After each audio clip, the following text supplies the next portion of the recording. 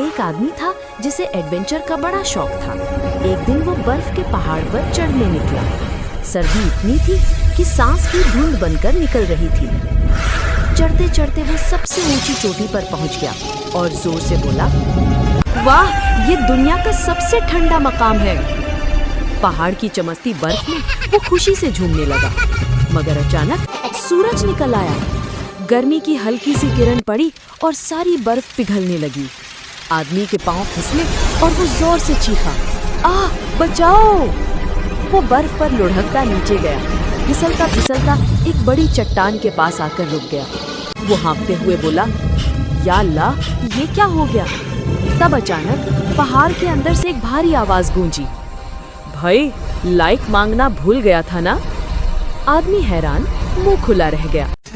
दोस्तों, याद रखो, पहले लाइक करो, फिर पहाड़ चढ़ो।